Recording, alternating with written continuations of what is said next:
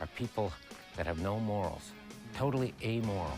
That's what white trash is, and it can't be found in this park. Look, you're hitting the guy from the TV. Well, anybody that calls us trailer park trash can basically go themselves, because that's not even a nice word. Just watch yourself, Bubbles. Your tenancy here is strictly paramount.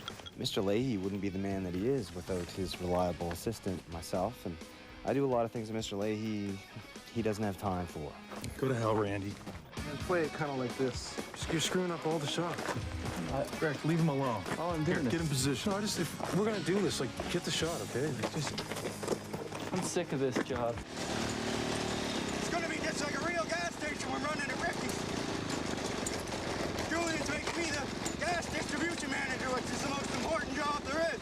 How would you define life in a trailer park? Well, I would define life in a trailer park as, well, the best way to live, actually, because you have all your friends and people you know living right there in a row. And Julian, I live right in Julian's shed. Well, it's my shed now, but it's behind his trailer, and they're all right there. It's not like living, you know, in the city where you don't know who in the lives beside you or any of that. So I particularly enjoy it.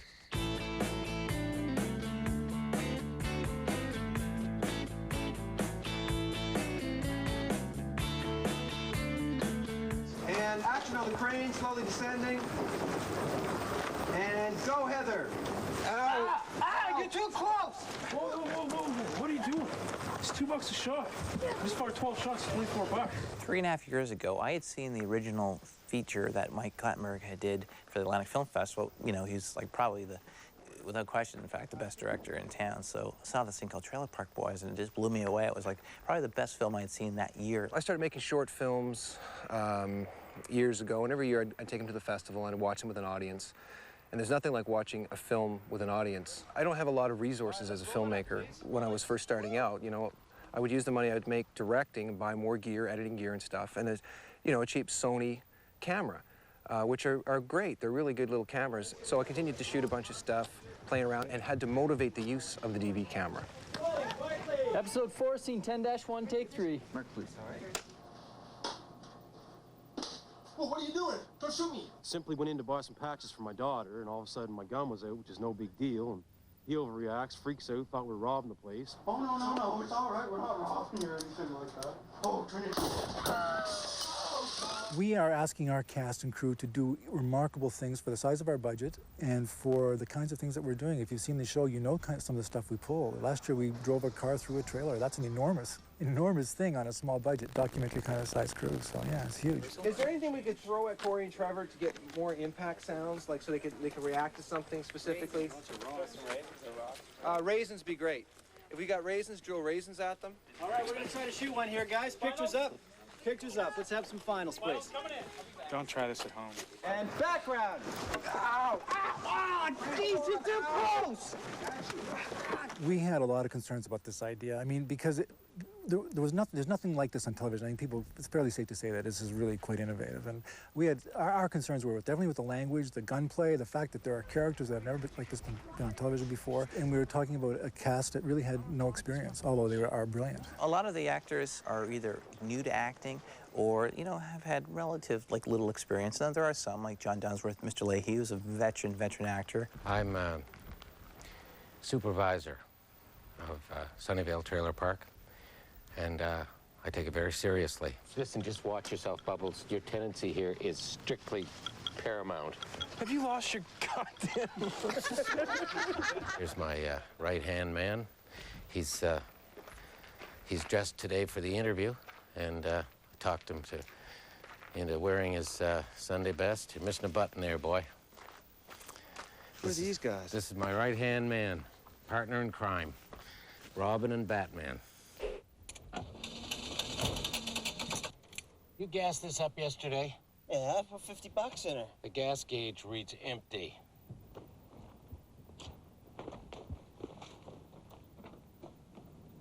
Siphoning. I'd say that a lot of people don't really truly understand the role of assistant trailer park supervisor then. Mr. Leahy wouldn't be the man that he is without his reliable assistant, myself, and I do a lot of things that Mr. Leahy, he doesn't have time for. Go to hell, Randy.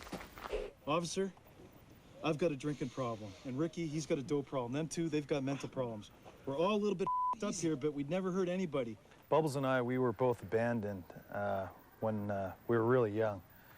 So we kind of hooked up. He was living under a trailer, and I was living under a trailer, so we became friends, and then started hanging out with Ricky. We're kind of like brothers, I guess, almost like family. We do anything for each other, and once in a while we get in an argument, which is usually like Julian or Bubbles' fault, and but we always work through it, and you know, just smoke a joint and have a drink, forget about it. Beautiful shirt.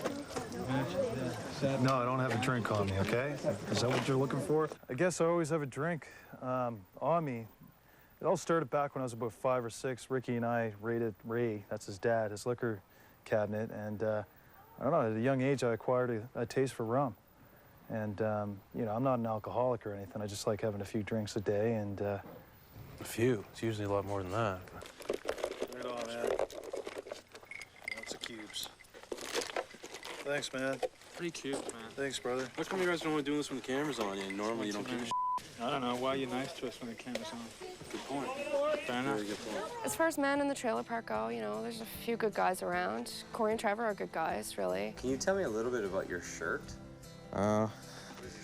This shirt says, nobody forces me to drink. I'm a volunteer.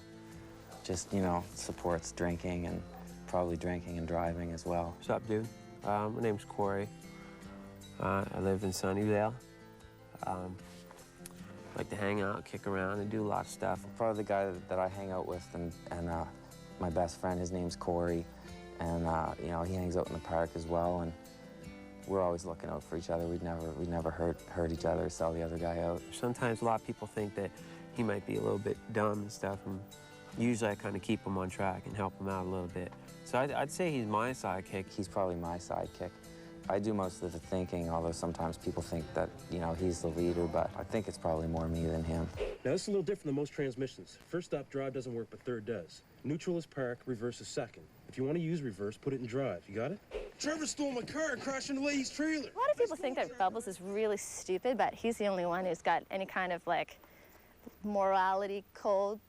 Like, he's okay. First position, green bastard. Don't mind. Thank you, sir.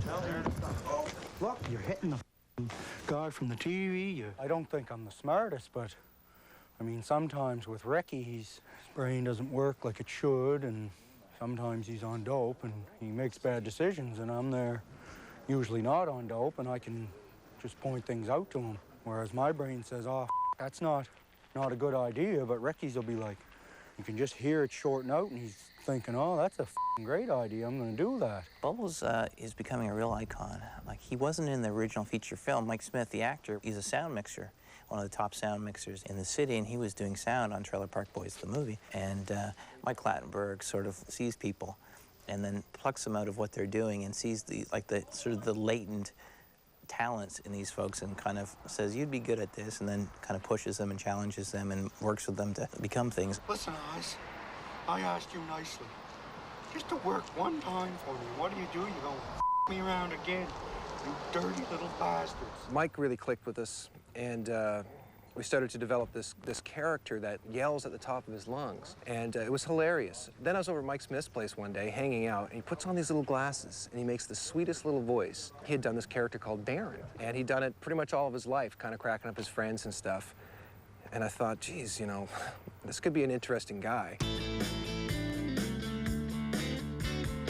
This is Bubbles from Trailer Park Boys. We're here in part of Sunnyvale Trailer Park. It's around. This is my new basketball hoop I built. I chopped up a cart that I was working on. The wheels were gone on it.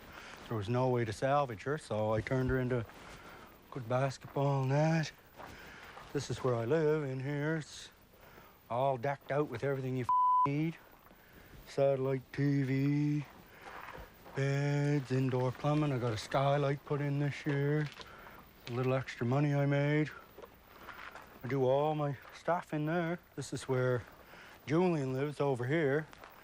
He's in jail right now, but when he gets out, that's where he'll be. I'll take you guys down here. I don't even know what's down here. I've never been down here. This is a truck they use on the show, all kinds of useless shit in there. I don't know what that's for. These people here build things for the show.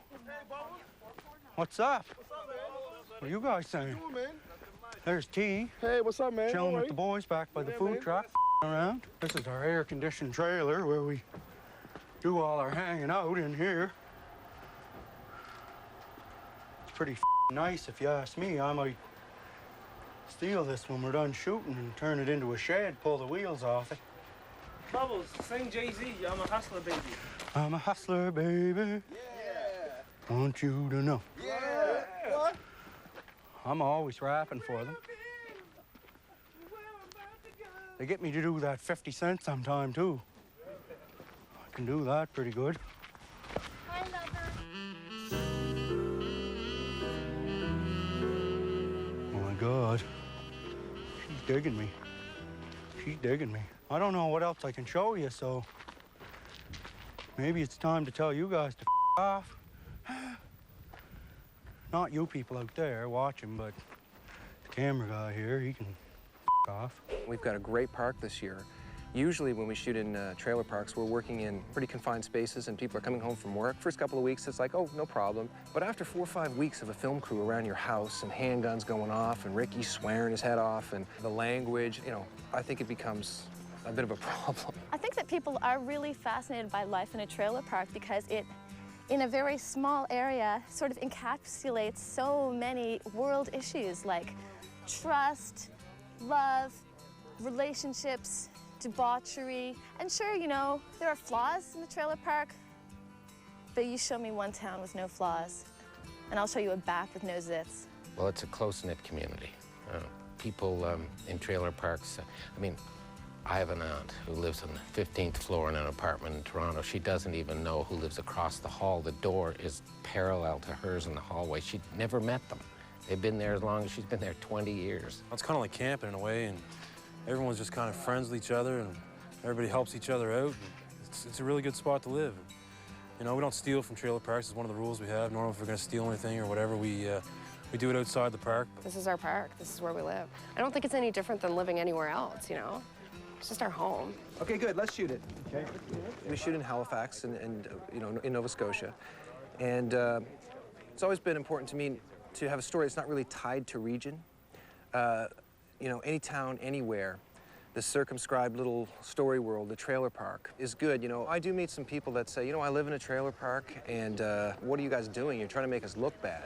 I can cite one example when an elderly lady approached me as I had 4 cars flipped upside down on fire and garbage all over the place. And she says, you know, you're trying to make us look like Yankee trash. And how can I explain that to her? I'm like, well, this is not meant to be an accurate portrayal of a trailer park. This is absurdity. This is satire. This is satire of humanity, I guess. But it's lighthearted humor with a bit of empathy. But, you know, it's not meant to be any accurate portrayal of a trailer park, you know. I mean, is The Sopranos a portrayal of Italian life? No. Ricky, that's willful destruction of garbage. Ricky! We hear that, you know, the trailer trash, a term thrown about, but we really, you know, we don't describe the show that way. We don't like to describe the show that way. We really don't want to perpetuate that. We want to make these guys individuals and let them do things that are different and interesting. And the trailer trash thing, we really, you know, we don't try to play into that. Would it bother you if someone said that you were trailer trash? No, I mean, people, that's just people that are jealous. Anyone that would say something, call me trailer trash, is somebody that's jealous because they don't understand what's going on in the park and they would like to fit in here, but they can't. White trash is just misunderstood everyday people who are just trying to get along. There's no such thing as white trash. You're f***ing white trash for f***ing asking. Anybody that calls us trailer park trash can basically go f*** themselves, because that's not even a f***ing nice word. They're no f***ing better than we are just because they have fancy cars and whatnot. We're not trash. No. I mean, you know, if we want to live in a house, we'd live in a house. If we want to live in an apartment, we'd live in an apartment. So, I mean, what's the big deal? It's awesome living in a park. I mean, you've got a nice backyard, front yard. You know, you can cook some steaks on the barbecue, have a few drinks on the deck. So I don't know what this whole trash is. It pisses me off. Like, who's calling us trailer trash? It's all these people living in these fancy houses that are all stressed out about stuff. I mean, we live in a park. We don't need anything to make us happy. A little bit of dope, some booze, and, you know, a hot dog or two, and we're happy. I think to survive in a trailer park, you know, you need a sense of pride in what you're doing. You need to have a real commitment to your goals so you can get somewhere in life. You definitely want a good supply of dope. You probably need some booze, I guess. And liquor. And video games. Good septic field. Cheeseburgers. Leahy, can you please get the flying out of our way? We gotta go get Rock's tickets. Hey, Ricky! Criticisms of the show certainly came early on, and understandably because it's original and people haven't seen anything like it, and it's shot on a handy cam and shot in a very, very messy style. A lot of people just looked at it and said, what is this crap? I kind of have a love-hate relationship with video. I really don't like the look of video. It's pretty harsh. But if we motivate the concept, which is this documentary crew following around these guys in a trailer park, it makes sense. And that look has really worked for us. Action. The reaction I always get when people introduce me as creator of Trailer Park Boys is people lose it. And whenever I see the boys downtown, people lose it. They just freak. They just love them. When you walked in, the little girls were going nuts. I know, I don't know why that is. I guess they see me on the TV, and then I show up here, and they're yelling my name. It's crazy.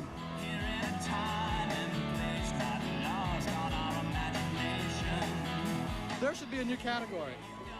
Best cameo in a video, and you'd be nominated twice for that. Yes, I would. We'll get the music back on.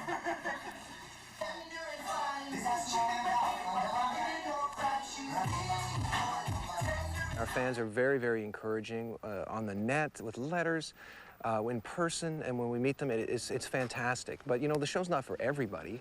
Doctors, lawyers, plumbers, it's a diverse fan group, but it's not for everybody. So, if I was making something for everybody, it would suck. We've received quite a lot of praise for the show over the last couple of years. At first, people saw the show, didn't know what to quite make of it. Like, they really didn't understand it. The only thing you got, the table's gonna come flying at you. Yeah, that's fine. I told him. You may, if you want to, get hit by it and wipe out. Yeah, I told him just to... So I'm gonna throw that table, just so you guys know, so I don't hurt you. No, but yeah, we got it all figured out. Our first season came out, and we're all hyper critical of all of our work. So we're not like, woohoo, everyone's gonna love it. We're like, oh my God, they're gonna hate it. Then I get this email from Alex Lifeson from Rush, and that was the very first stages of almost a relief for me, because he's an artist who I have massive respect for. Should one of us sing it? Who'd you have in mind?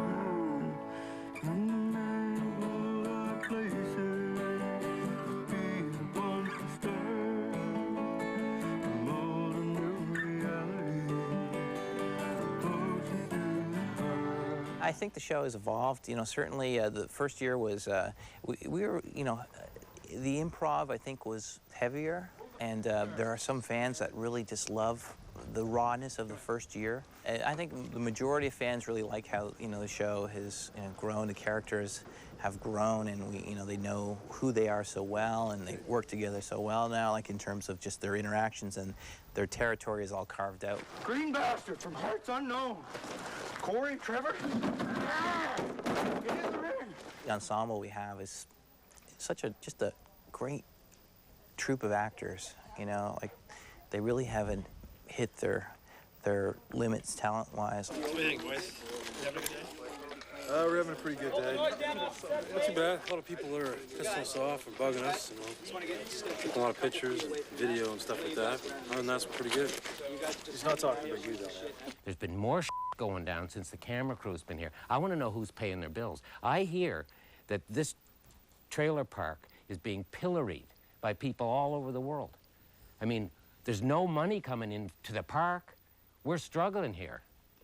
I think we should share, if there's some kind of notoriety, some kind of sick perversion that people are into, trying to get a piece of our souls, there's a kind of voyeurism going on here. People don't know what kind of pressure it is to have a camera on you all the time. Always, like I get up in the morning, I don't have my face on, cameras everywhere. And sometimes, I kind of feel a little bit like Gwyneth Paltrow, like, people said I kind of look like her. Well, with the cameras following us around, I guess it has its good points and its bad points. Like, I haul shopping carts for a living. I haul them out of ponds and from down over the bank, and I sell them back to the grocery stores. And now, all of a sudden, people think it's right cool to be doing that, so the cart business is drying up on me. I'm fighting people for the carts sometimes, so that's not good, but I mean, other times it is good because I go out for drinks and there's ladies there talking to me and people giving me free liquor. Do you have any dreams or aspirations? Yeah, sure, dude. You know, I kind of like, I wouldn't mind owning a park like this, you know, that'd be cool. I wouldn't mind having my record, you know, the ice hailing ST bag and Prime Minister C Nice. I wouldn't mind having that, you know, go gold or something, you know. That'd be cool. Yeah, we have dreams. I mean, we want to make enough money to retire at an early age. Everybody does. So our dreams are the same as everybody else's, except we don't do the 9-to-5 thing, and there's nothing wrong with that. Yeah, I guess my dreams would be like have a trailer somewhere with a lot of land, and you know, you could shoot guns off at bottles and stuff like that, and just have a bit of dope, and maybe keep growing some dope and teach other people how to grow that stuff, and just perfect, like find the perfect kind of dope that gives you a really good buzz on to party with. Do you want to get out of the trailer park? No way, man. I love the park. I love this park. I mean, sometimes we have dreams of getting a little further. Lucy and I started a business last year to try and work our way out of the park, but we have a nice trailer now, so it's pretty good. I think it's a family show. Like, personally, I have a bit of a warped sense of it, but I think it's like a family show. Like, you know, these guys are a family, and dysfunctional like every other family, you see. Dysfunctional, but they're friends, and they have a strong moral core, and it's the humanity of the show that I think allows us to do the crazy things we do, and at the end, everyone still loves each other, and everyone's, like, working with each other for the most part to have a simple, good life. The show now has reached a certain level of popularity that people kind of invite us in now.